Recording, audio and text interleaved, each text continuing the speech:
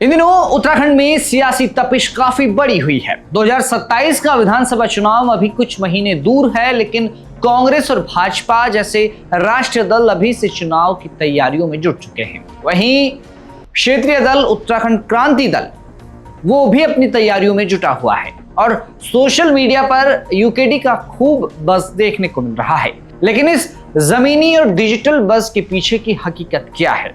क्या यूकेडी सच में 2027 में कोई बड़ा उलटफेर करने जा रही है, या फिर यह दल चुनाव की दहलीज पर पहुंचने से पहले ही अपनी ही अंदरूनी बवंडर से उलझकर बिखर जाएगा? सोशल मीडिया के माहौल को देखकर लगता है कि यूकेडी का ग्राफ तेजी से ऊपर बढ़ रहा है। युवाओं का जुड़ाव, सोशल मीडिया कैंपेन और स्थानीय मुद्दों पर आक्रामकता यूकेडी को चर्चा में तो ला रही है, लेकिन जमीन पर उतरने से ठीक पहले पार्टी के भीतर की उथल पुथल ने बड़े सवाल भी खड़े कर दिए हैं। कभी किसी बड़े नेता का अचानक पदमुक्त हो जाना, कभी अनुशासनहीनता के नाम पर निष्कासन की कार्रवाई, तो कभी अचानक सामने आते हैं इस्तीफे। यूकेडी भले ही बीजेपी और कांग्रेस जैसे दिग्गज को पटकनी देने का दावा कर रही हो, लेकिन जिस दल का अपना ही ढांचा अंतर विरोधों से जूझ रहा हो, उसके लिए 2027 का रास्ता उतना आसान नहीं होने वाला। इस पूरे अंदरूनी ड्रामे का सबसे ताजा और चर्चित अध्याय शुरू हुआ यूकेडी के युवा नेता कुलदीप रावत के एक पत्र से, जिसे आप इस्तीफा पत्र कह सकते हैं। उनके एक पत्र ने न सिर्फ सोशल मीडिया पर बल्कि यूकेडी पार्टी में भी हलचल मचा दी है, और आज कुलदीप रावत के उसी इस्तीफे पत्र की हम बात करेंगे। हिल रिपोर्ट में जानेंगे कि क्या सच में यूकेडी की स्थिति 2027 के चुनाव में मजबूत है, या फिर यह सिर्फ सोशल मीडिया का बज़ है। नमस्कार, आप देख रहे हैं हिल मेल, मैं हूं आपके साथ विजय नेगी। पिछले दिनों सोशल मीडिया प्लेटफॉर्म पर एक खबर आग की तरह फैली कि कुलदीप रावत ने यूकेडी से इस्तीफा दे दिया है। अफवाहों का बाजार गर्म हुआ, विपक्षी खेमों में चर्चाएं शुरू हुई और समर्थकों के दिल टूटने लगे। लेकिन अफवाहों के इस तूफान को थामने के लिए खुद कुलदीप रावत को अब सामने आना पड़ा है। उन्होंने एक वीडियो संदेश जारी किया है और अपनी स्थिति बिल्कुल साफ कर दी है। कुलदीप रावत ने साफ शब्दों में कहा है कि उन्होंने यूकेडी को अलविदा नहीं कहा है। जो इस्तीफा वायरल हो रहा था वो पार्टी की प्राथमिक सदस्यता से नहीं, बल्कि सिर्फ पार्टी के युवा प्रकोष्ठ के उपाध्यक्ष पद से था। अपनी सफाई में कुलदीप रावत ने तर्क दिया कि यूकेडी का युवा संगठन अब पूरे उत्तराखंड में काफी मजबूत हो चुका है। युवा प्रकोष्ठ में आशीष नेगी और खुद वो दो मुख्य चेहरे एक साथ कमान संभाल रहे थे। क्योंकि आशीष नेगी बेहतरीन काम कर रहे हैं, ऐसा उनका मानना है, इसलिए संगठन के हित में उन्होंने पद छोड़ दिया ताकि वे नई और बड़ी जिम्मेदारियां ले सके। अपने समर्थकों और कार्यकर्ताओं के संशय को दूर करते हुए कुलदीप रावत ने एक बड़ा सियासी दांव भी खेल दिया। उन्होंने सीधे तौर पर लैंसडाउन विधानसभा क्षेत्र का जिक्र किया और ऐलान कर दिया, मुझे लैंसडाउन से चुनाव लड़ने से कोई नहीं रोक सकता। आप खुद सुन लीजिए। सभी साथियों को नमस्कार।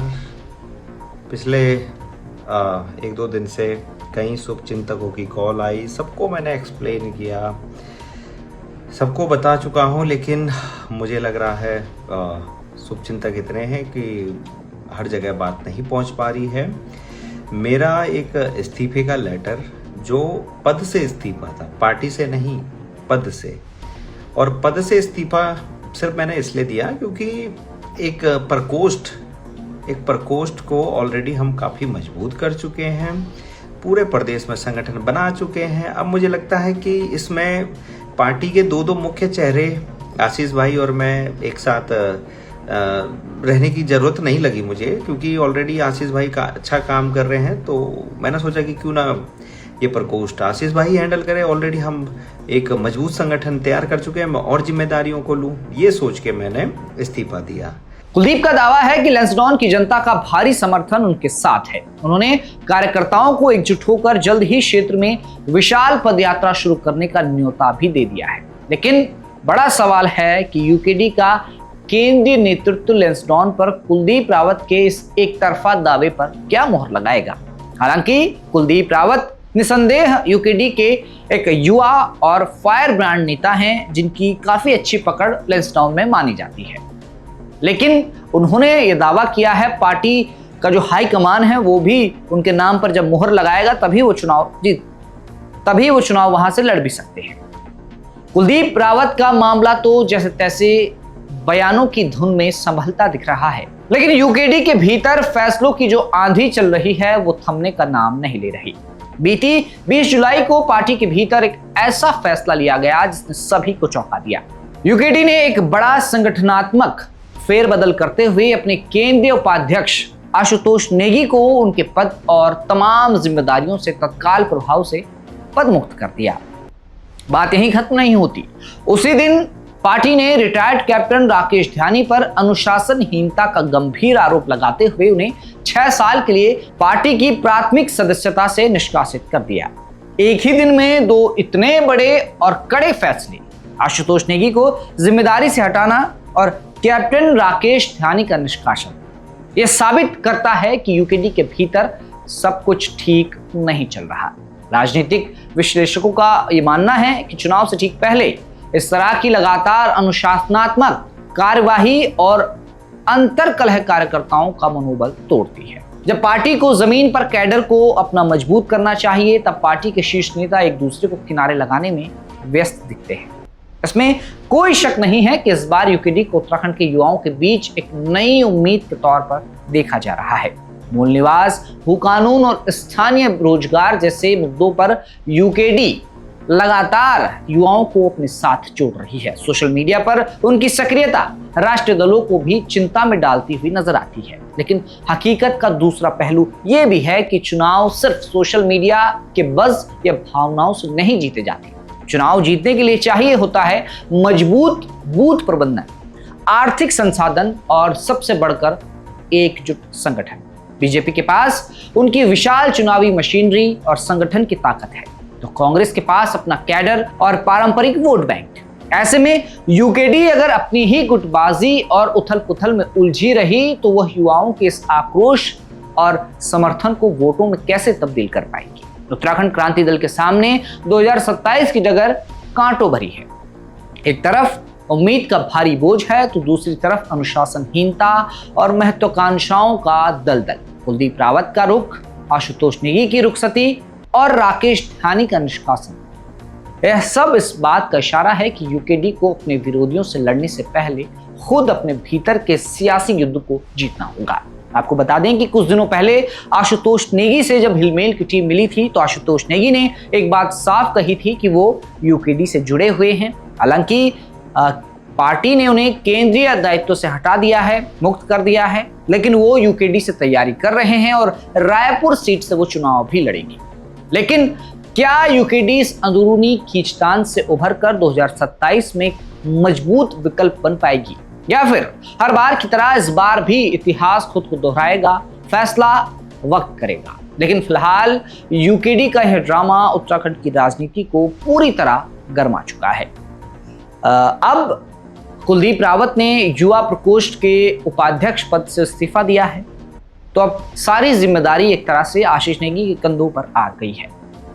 हमने देखा है कि आशीष नेगी लगातार युवाओं के बीच जा रहे हैं, एक अच्छी पैठ बना रहे हैं और सोशल मीडिया पर आशीष नेगी की बहुत अच्छी पकड़ मानी भी जाती है। लेकिन फिर आखिर में सवाल वही उठता है कि क्या जो ये सोशल मीडिया का बज़ है ये उनको धरातल पर काम आएगा? चुनाव के वक्त ये युवा जो उनके साथ अभी जुड़ रहे हैं, क्या वो वोटों में तब्दील हो पाएंगे या फिर सिर्फ भावनाओं में और सोशल मीडिया पर ही यूकेडी मजबूत नजर आएगी? अब पूरा जो नतीजा है वो हमने समय पर छोड़ा है और देखना यह है कि आगामी दिनों में यूकेडी अपने संगठन में कितना परिवर्तन लाती है। कुलदीप रावत का तो कहना है कि उन्होंने इसलिए अपना पद छोड़ा कि युवा प्रकोष्ठ में आशीष नेगी और कुलदीप रावत दोनों साथ साथ बहुत अच्छा काम कर रहे थे और आशीष नेगी ने युवा प्रकोष्ठ को मजबूत कर दिया है, युवाओं के बीच अच्छी पकड़ बनाई है। तो कुलदीप रावत का मानना है कि युवा प्रकोष्ठ आशीष नेगी देखेंगे और अब वो कुछ नई और बड़ी जिम्मेदारी लेने के लिए पद मुक्त हुए हैं। पार्टी उन्होंने नहीं छोड़ी है और चुनाव की तैयारी वो लैंसडॉन सीट से कर रही हैं। अब देखना यह है कि 2027 का चुनाव जो धुंधला धुंधला हमें दिखने लगा है नजदीक, क्या यूकेडी उसमें कोई चमत्कार कर पाती है या फिर यूकेडी का हाल पिछले 2 विधानसभा चुनाव जैसे रहता है? आपको क्या लगता है कि क्या सच में यूकेडी जिस तरह से सोशल मीडिया पर वायरल है, लोग उनसे जुड़ रहे हैं, क्या सच में जब लोग वोट डालने जाएंगे तो क्या यूकेडी के चांसेस आपको नजर आते हैं उत्तराखंड में? आपको क्या लगता है कि 2027 चुनाव में यूकेडी को कितनी सीटें आ सकती हैं? आप कमेंट बॉक्स में हमें जरूर बताएं और उत्तराखंड की तमाम खबरों को देखने और जानने के लिए आप देखते रहें हिलमेल।